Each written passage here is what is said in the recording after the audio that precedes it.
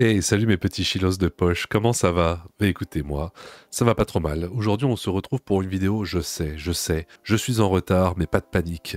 Nous allons parler de Mao Drama. Voilà pourquoi. Parce qu'elle a fait le buzz il y a quelques jours, quelques semaines peut-être même déjà, parce qu'elle avait dit que voilà, il faut partir, si jamais l'extrême droite passe, il faudra prendre des armes et se battre et exploser tout le monde, voilà. Bref, moi, ce que j'aime, c'est pas le drama, c'est l'humour. Ok? Alors on va regarder des sketchs de cette femme. D'accord? Je prends le contre-pied de tout le monde et je lance le générique. On va parler aujourd'hui malaise. Il y a quelqu'un qui est punaise. Je suis en présence d'une personne qui fait apparemment un malaise. J'arrête le générique. Je relance le générique. Snoop Doggy Dogg. Alors qu'est-ce qu'on attend?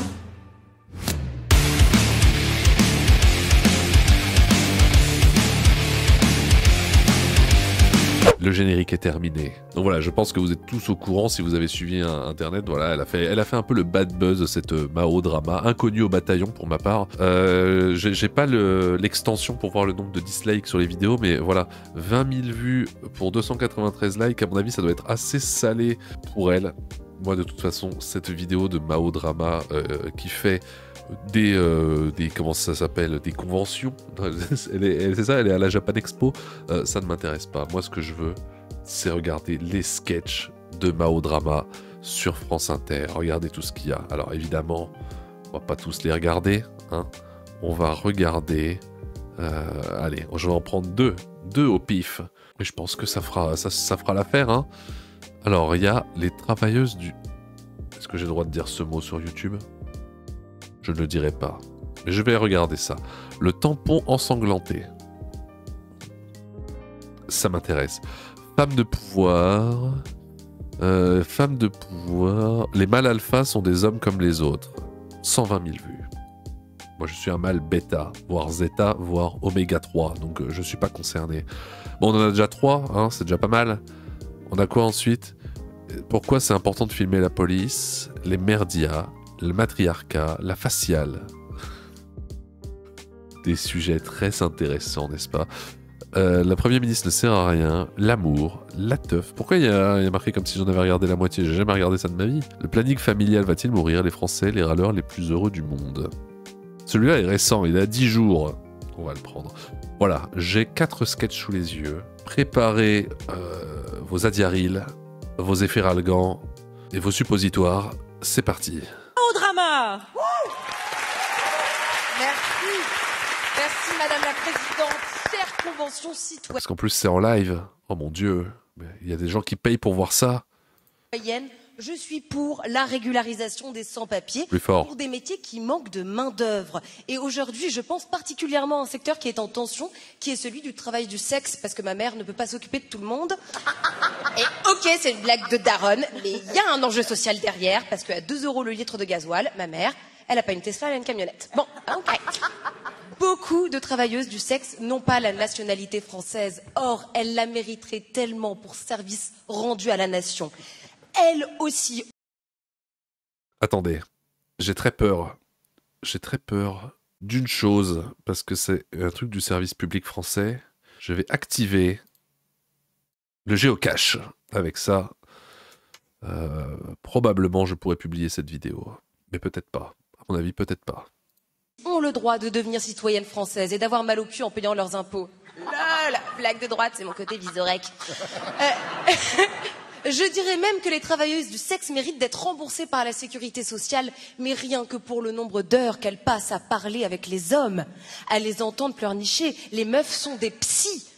Et là, j'ai une vraie question de société. Comment les mecs vous faites pour passer en 30 secondes de « t'aimes ça, salope ?» à « avec mon père, je peux plus me satisfaire des non-dits ?»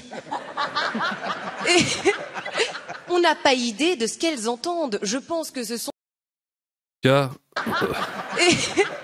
En tout cas, lui, il a réservé son siège, mais je crois qu'il a eu un éclair de lucidité, et il a dit non, je préfère mourir, et il n'est pas venu. On n'a pas idée de ce qu'elles entendent. Je pense que ce sont des puissants fonds, titre, d'information. Je fais un pari avec vous ce soir, on le cherche depuis longtemps. Je pense qu'aujourd'hui en France, il y a une prostituée qui sait où est Xavier Dupont de Ligonnès. Et il s'agit d'un métier. Si on est là pour parler de compétences, être travailleuse du sexe, c'est être performeuse, pornstar, auto-entrepreneuse, garde champêtre. On dirait que ça n'a rien à voir. Mais, comme par hasard, il n'y a jamais de départ de feu au bois de Boulogne. Est-ce un hasard? Non. Parce que le lubrifiant à eau, ça empêche des naissances, mais ça sauve des vies. On peut même aussi parler talent, agilité, souplesse, ouverture buccale. Je crois que ça va devenir bien, là. Moi, par exemple, j'ai eu des troubles alimentaires quand j'étais ado. Je peux pas, j'ai des troubles... J'ai perdu ma blague. J'ai des troubles de réflexe vomitif. C'est pas grave, c'est pas grave. C'est peut-être mieux comme ça. Quand, bref, c'est un truc avec un geste. Si on se pose des questions sur leur adéquation avec les valeurs de la République, permettez-moi de rétorquer que liberté, égalité, fraternité, on a rarement mieux défini une partouze. Et c'est la devise de la nation française, mais aussi la devise, par exemple, des soirées Netflix and Trick au City Moon de Pigalle. J'ai du mal à faire cette blague parce qu'en fait, c'est juste que Emmerich me raconte ses week-ends. Voilà, j'essaie d'écrire en même temps. En 1975, les prostituées lyonnaises se sont rassemblées dans les églises pour revendiquer leurs droits. Et moi, je trouve qu'il y a une logique. Parce qu'on fait tout un foin de Jésus, mais t'inquiète pas que Marie-Madeleine, elle suçait pas que des hosties. Et la solidarité... C'est quoi ces blagues? C'est dur. Est-ce qu'on n'est pas sur un nouveau record, là? On n'est pas sur la Christelle Canals de 2024?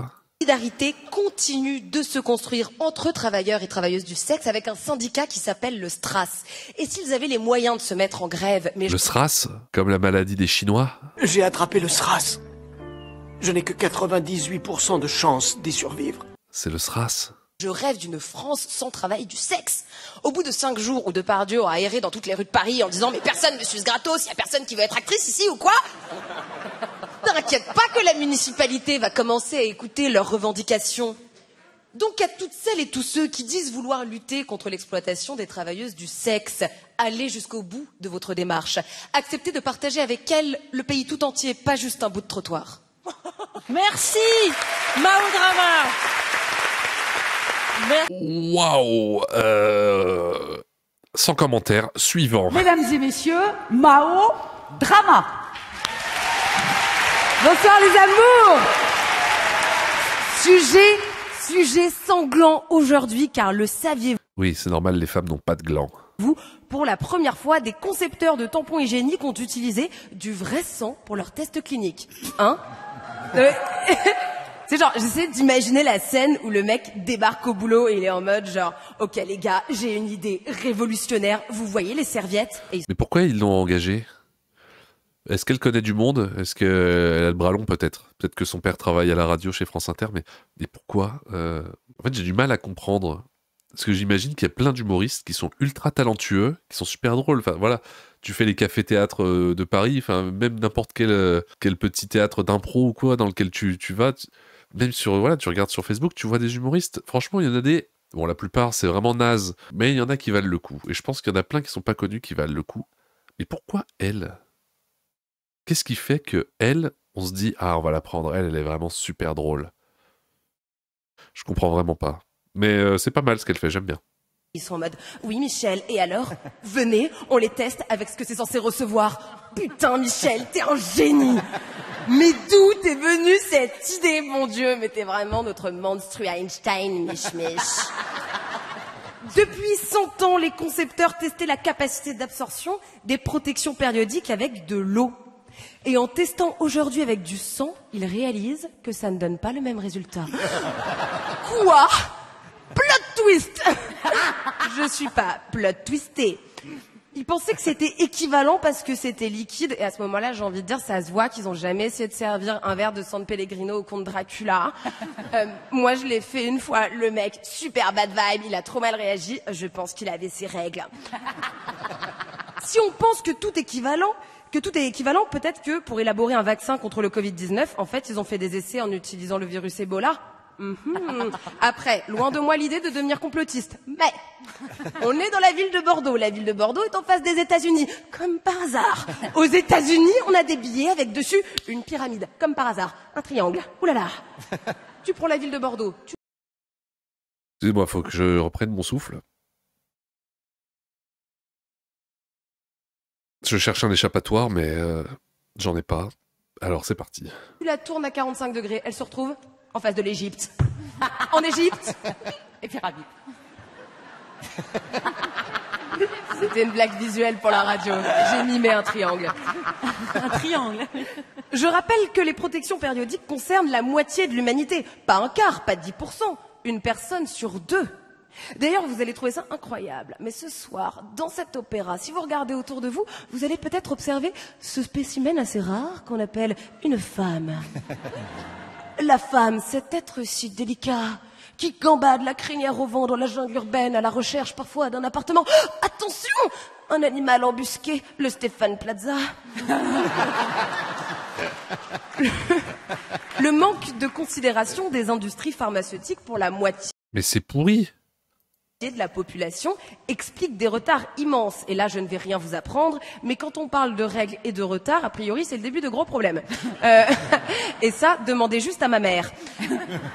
Depuis 1950, 400 études scientifiques ont été faites Je crois que ta sur les mère, menstruations. En comparaison, Elle a rien demandé. combien pour les problèmes érectiles? Combien? J'ai pas le temps. 10 000. 10 000, c'est 25 fois plus. Oui, mais peut-être que c'est parce que les hommes sont 25 fois plus nombreux que les femmes. Non, c'est moitié. Lentement mais sûrement, la politique vient au secours des oubliés. À partir de 2024, les protections réutilisables seront gratuites pour les moins de 25 ans. Alors il y a un palier parce qu'à 26 ans, on a la ménopause. C'est pas- ce sont les hommes qui écrivent la loi, que voulez-vous? Il me semble qu'on a eu une femme Premier ministre. Il me semble qu'elle n'a pas fait grand-chose pour vous non plus. Donc, bon. Oh, j'ai rien dit. Très bien, je pense que pour le prochain jeu des 100 €, il faut distribuer des tampons. Un jour, les règles ne seront plus synonymes Déjà, c'est le jeu des 1000 €. C'est bien ça, le jeu des 1000 €. C'est le seul truc qui est bien sur France Inter, je crois. de honte. Un jour, les règles seront synonymes de vie, de puissance. Moi, je rêve d'un monde où dès qu'une meuf a réussi à avoir un prix Nobel ou qu'elle gagne Wimbledon, on dira « Bah ouais, mais en fait, normal, tu sais, elle avait ses règles. » Merci beaucoup. Merci à toi. Mao, vous jouez le 6 octobre au Spotlight à Lille et on vous retrouve tous les samedis à 21h à la Nouvelle Scène à Paris, votre spectacle. Attends, elle joue en plus. Elle joue le jeudi et le samedi. C'est pas possible. Je refuse d'y croire. Il y a des gens qui vont la voir. Je refuse. C'est pas possible. Allez, next. Fait à la bouche, artisanalement. Mais non, je vous ai pas prévenu, c'est normal. Et c'est Ouais, celui-là, il fait quand même 5 minutes. Alors, faut s'accrocher, les gars. Les mâles alpha sont des hommes comme les autres. Je suis un mâle oméga 3 aux huiles essentielles. Donc moi, je ne suis pas concerné. Mais je pense que je vais quand même apprécier. Vous êtes la nouvelle de la classe, la petite dernière avec Julien Magalaès et la plus jeune d'entre nous aussi, j'ai l'impression, Mao. Merci, tu me flattes beaucoup. Ouais. Mais j'ai 28 ans. Je crois. Ouais, sérieux, je gagne? Ouais, non, il me Merci. semble. C'est vrai, 95D a trop de qualité pour une seule femme. Bah ouais. Alors, prouvez-nous vos qualités de talent tout de suite, immédiatement. Je vous laisse donner le... Le 95D, il est prouvable. Mais le talent, il va falloir faire les fonds de tiroir. Là de cette émission, de cette Encore Classe, ma chère Mao. Merci beaucoup, Charline. Donc aujourd'hui, comme je vous le disais, on va parler de mâle alpha. Du coup, Emeric, écoute bien si tu veux arrêter de baisser les yeux quand tu croises Guillaume. Ça devient gênant pour toute l'équipe. Je ne pouvais pas passer à côté d'eux, on les voit partout, ils sont sur YouTube, sur Instagram, dans les journées privilèges Célio. Et c'est d'ailleurs en passant devant une boutique Célio que je vois un garçon essayer de montrer l'entrée en tordant comme ça son bras pour voir son muscle, et que je me suis dit, mais mâle alpha, bourreau ou victime d'un système? On réfléchit souvent, comment est-ce qu'on peut faire pour que les filles aient les mêmes droits que les garçons? Mais on se demande rarement l'inverse. Mais non, mais parce qu'en fait, vous avez déjà les mêmes droits, non? Non, c'est méchant de dire ça. On a le droit de le dire ou pas? Qu'on est égaux en droit? Non, je sais pas. S'il vous plaît. Je ne suis pas au courant de tout ce qui se passe. Ce qui fait qu'on apprend facilement aux garçons comment avoir accès à leur colère, à leur force physique et à leur violence, mais rarement à leurs émotions. Ce qui donne des hommes un petit peu sous stéroïdes qui disent des phrases comme fin de la phrase, qui posent devant des voitures chères louées pour la journée. Tout ça, au final, pour porter des chaussures à bout carré. Bref, des mecs amputés de leur humanité. Mâle alpha, c'est un concept inventé en 1970 par un zoologiste américain qui s'appelle David Meck pour décrire la hiérarchie. Non mais c'est vrai, il n'y avait pas de vanne, vraiment la vie fait du stand-up toute seule, mais j'y peux rien. La hiérarchie d'une meute de loups. Mais le concept a été invalidé par le chercheur lui-même. Mais comme les Américains adorent les fake news, dans les années 90, il y a un journaliste qui s'appelle Neil Strauss qui a transposé cette histoire aux relations hommes-femmes. Et après c'est parti en couille et maintenant il y a des mecs en soirée BDE qui imitent Cro-Blanc. Un peu complexe. Meilleure preuve que ce concept est faux. En France, la personne qui a vulgarisé l'idée de mâle alpha, c'est... Éric Zemmour. Oui, exactement. Alors que dans une meute de loups, Éric Zemmour, c'est pas le mâle alpha, c'est le repas. Mais non, il n'y a rien à manger. Et alors, si ce concept Il y a rien à manger sur Eric. Il y a des groupes d'animaux sauvages des steppes sibériennes, pourquoi semble-t-il y en avoir autant à Courbevoie? Après, moi je dis, ça peut donner des vrais moments d'anthologie. Extérieur jour, on est sur un parking, il y a un gars qui dit à un autre... D'ailleurs, je pense que Éric Zemmour, dans une meute, ce serait plus le chercheur, celui qui réfléchit, qui est un peu intelligent derrière. Genre dans les groupes, dans les films. Désolé, je suis obligé de meubler parce que j'en peux plus de ce qu'elle dit, donc je fais une pause en disant des trucs. Ce serait celui qui a les lunettes et la blouse blanche et qui fait qui est un peu le scientifique de l'équipe. Je sais pas, je le vois plus comme ça, moi. Mec, on fait quoi ce soir? Et l'autre il répond, la même chose que tous les soirs, frérot. On met un jean troué, on va au bowling et on regarde les filles dans les yeux quand on met les doigts dans les trous. La prolifération de ces mecs, elle vient de plusieurs facteurs. Déjà, la peur face au changement des rapports hommes-femmes. Si des gens sont conservateurs, mais c'est parce que c'est plus facile. Plutôt que de se remettre en question, c'est si simple de mettre les gens dans des cases. Les filles là, les garçons là. Alors moi, je dis... Mais c'est vous qui mettez des gens dans les cases.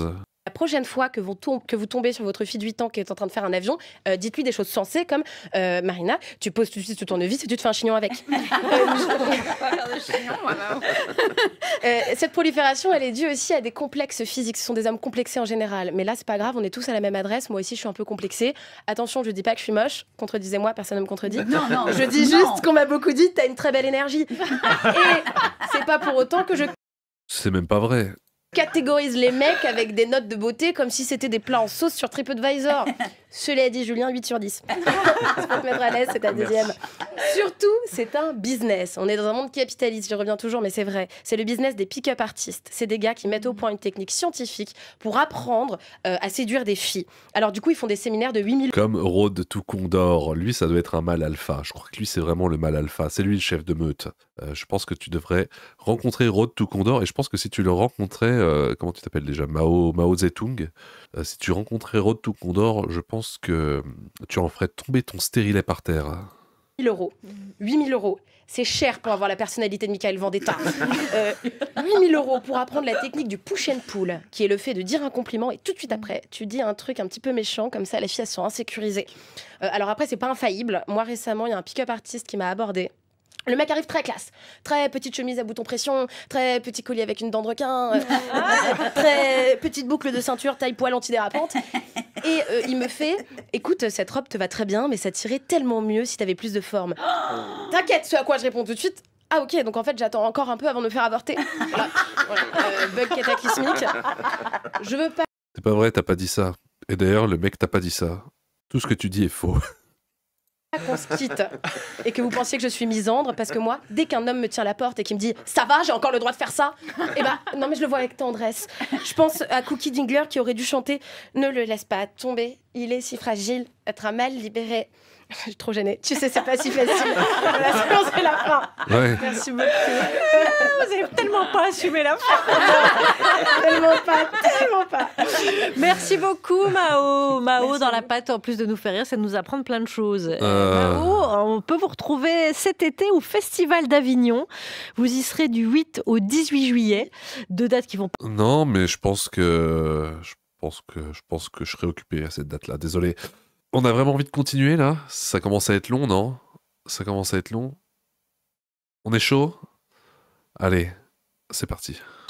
J'ai confié le dossier à une experte qui va se pencher 3 minutes sur la question. Voici Mao Drama. Merci Charline, merci. Alors, en effet, je me suis penchée sur le classement des pays les plus heureux du monde. On y apprend que sur 143 pays, la France apparaît en 27e position. Et en fait... C'est pas possible. Moi, je suis vraiment pas heureux et depuis que j'ai commencé cette vidéo, je suis encore moins heureux que tout à l'heure. Première vue, on peut se dire qu'en vrai, c'est pas mal. 27e pour un pays qui a inventé Michel Houellebecq et le gratin aux endives au même niveau. Mais on déchante vite quand on s'aperçoit qu'on est derrière la Lituanie, la République tchèque et même la Belgique. Bon, alors, franchement, bravo Charline. Merci. Vous vous êtes vachement bien remis de la Coupe du Monde. Oh. Et c'est vous, et vous avez raison. Le bonheur, les étoiles, c'est de les avoir dans les yeux, pas sur le maillot. Quelle leçon de vie. Mais enfin, qu'est-ce que ça veut dire de faire un classement du bonheur en fonction des pays? Parce que la conception du bonheur, elle varie en fonction de la culture. Et la meilleure manière de s'en convaincre, c'est... Oui, et puis elle varie même en fonction des individus. Je veux dire, même n'importe quel Français n'aura pas la même définition, la même conception du bonheur. Ça peut être même deux frères, ils n'ont pas la même conception et la même définition du bonheur. Donc, bref, continue. c'est de voir qui est à la tête de ce classement. La Finlande. Et vous savez qui est heureux en Finlande? Les Finlandais. Et c'est tout. C'est vraiment, ils sont là genre, gna gna gna, nous on a le meilleur système éducatif du monde, gna gna gna, on n'a pas besoin de frigo, on a dehors, tant mieux pour vous. Si ça vous dérange pas, nous on va rester ici à redoubler le CE2 et à siroter du chardonnay assis devant un bar. Je dis bizarrement, mais c'est pour qu'ils comprennent, parce qu'en fait en finnois ça n'existe pas le mot terrasse. Alors, sur quels critères ce classement est-il basé? On a demandé à 1000 personnes dans chaque pays de noter leur vie de 0 à 10. 0 étant la pire version, 10 la meilleure. C'est tout, voilà. Donc c'est plus une existence, vraiment c'est Uber Eats.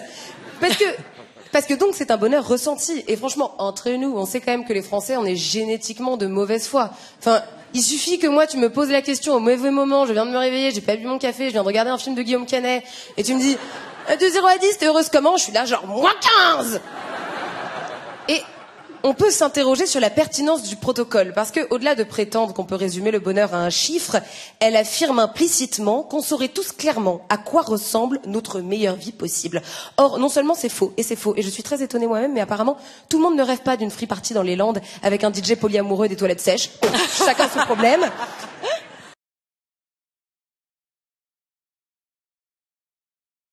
Oh non, c'est pas possible. Et dans quelle dystopie on vit là? Mais même, c'est contre-productif. Parce que le meilleur moyen de ne jamais accéder au bonheur, c'est d'en avoir une idée. En fait, un mirage fixe que l'on se condamne à ne jamais déplacer et à ne jamais dépasser. Alors, si on veut vraiment se donner une chance d'être heureux, il faut accepter que notre bonheur d'aujourd'hui, ce n'est pas celui de demain. Et comme le disait un très grand penseur, Christophe Maé, il est où le bonheur? Il est où? Eh bien pour moi, il est au PMU d'en face, un soir de mai, où la chaleur paraît flotter en sirotant une bière tiède tout en critiquant les sourcils d'Édouard Philippe par simple coup de la nostalgie, tout en disant « Oh là là, t'as vu l'état des trottoirs, Hidalgo, je te jure. Vive la France !» Merci Mao Drama. Tiens, pour plus de bonheur, on peut aller voir Mao Drama, par exemple. Absolument, vous pouvez me retrouver à Paris, c'est complet jusqu'en septembre, mais en septembre, je serai à l'Européen tous les jours. J'y crois pas. C'est complet jusqu'en septembre, mais j'y crois pas. C'est pas possible, mais... Mais qui? Mais qui? Merci, Mao Drama. J'ai adoré ces quelques sketchs. J'ai bien rigolé. Tu es très drôle, très sympathique. J'espère qu'on entendra parler de toi plus souvent. Tu es super. Et vous, qu'est-ce que vous en avez pensé?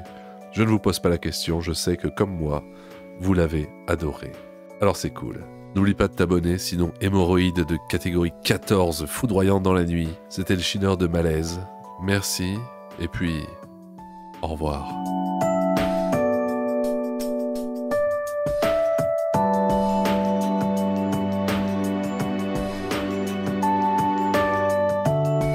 Oh mon Dieu, mais c'était horrible! Oh